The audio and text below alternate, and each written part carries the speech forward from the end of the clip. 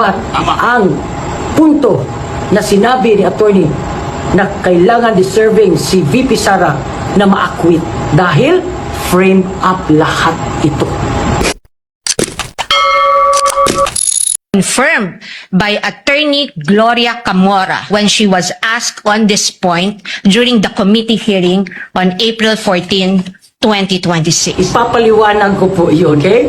Para i-connect natin doon sa pagmumura ni Inday at dito sa sinabi ni Attorney Sison, okay? It was then the Secretary of DBM, Amena Pangandaman, who issued a memorandum for the President through Executive Secretary Lucas Bersamin on October 18, 2022. The Office of the Vice President did not fact approve, meaning hindi siya nag-request ng confidential funds. Ito po ay sa kauna-unahang pagkakataon na lumabas po ito.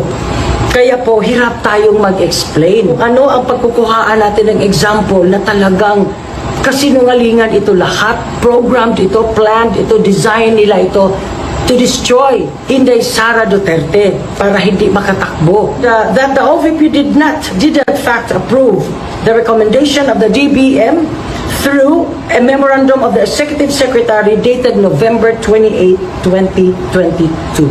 December 13, lumabas po ang SARO.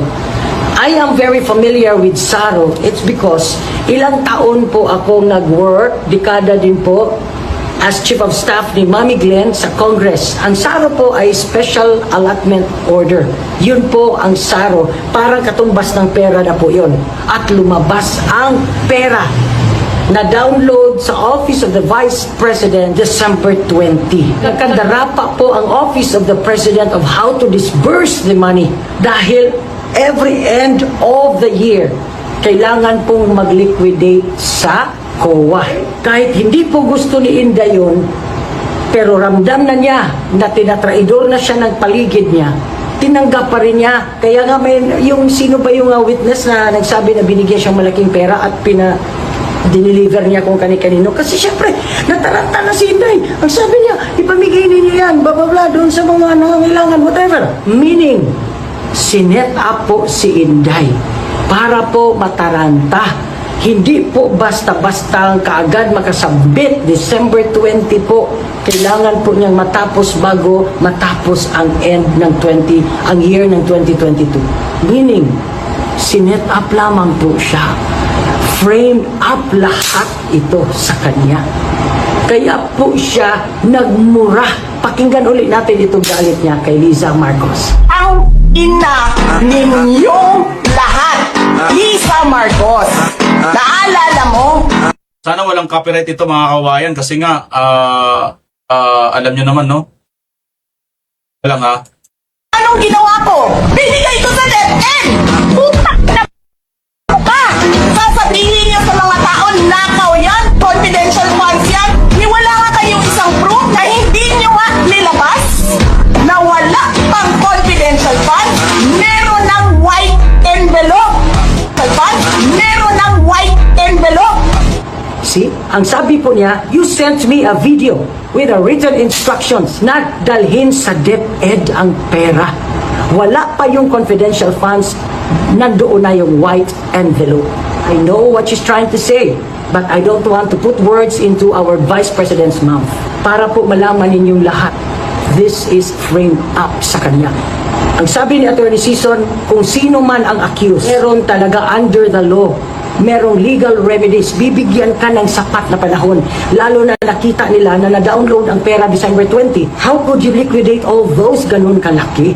Kaya feel ko po itong pangyayari kay Inday. Noon pa alam ko na No, alam ko na kung what they're trying to prove. Alam ko na kung ano ang ginagawa talaga nila. Ano ang gusto nilang mangyari kay Inday. Out, meaning cannot run. Ginagawa nila ay pinoprogram nila ang utak ng tao. No? Yung systematically embedded thinking patterns. Yun ang ginagawa po nila. No? para matanim sa isip ng mga tao yung gusto nilang itanim, gusto nilang paniwalaan ng publiko. Misinformations and disinformations. Yun po ang pinakamalakas, mabigat na weapon, no, to manipulate public opinion, to incite hatred, to provoke hatred sa gustong sirain. But tandaan po natin, palagi ko pong sinasabi na lalabas at lalabas ang katotohanan. Because truth is equals God. Ang nangyari po sa buhay ko, yung sa mga hindi nakakaalam at sa mga nakakaalam, try to realize it. It's a concrete proof that God exists.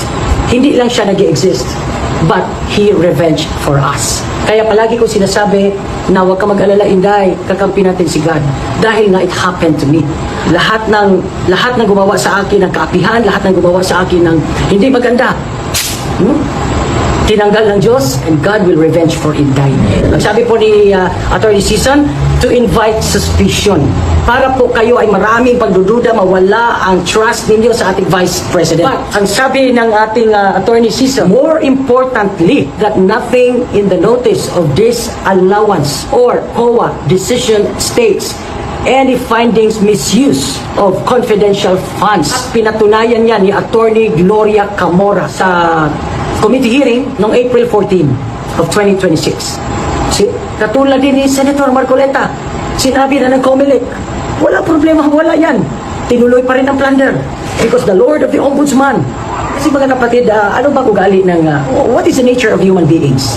Madaling tumaas ang kilay, no, madaling mag-react, madaling mag-comment, without immediate concrete proof of wrongdoing. No? Kaya po nagpo-post ako ng video. Palagi ko sinasabi, tapusin ninyo ang video. No? Dahil people often comment right away without even finishing the video first. Comment agad. But ang punto na sinabi ni attorney na kailangan deserving si VP Sara na ma-acquit dahil frame up lahat ito.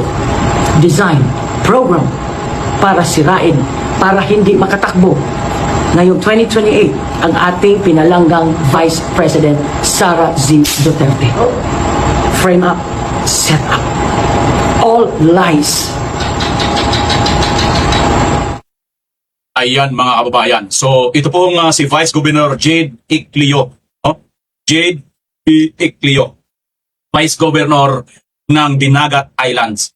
Siya po ay masugid na supporter ni Vice President Sara Duterte. At talagang hangang-hanga po siya kay Vice President Sara Duterte. At kailangan po, sabi nga niya sa bandang dulo nitong video niya, bago po tayo mag-comment, panoorin po muna ninyo ang buong video. Nasasanay po tayo kasi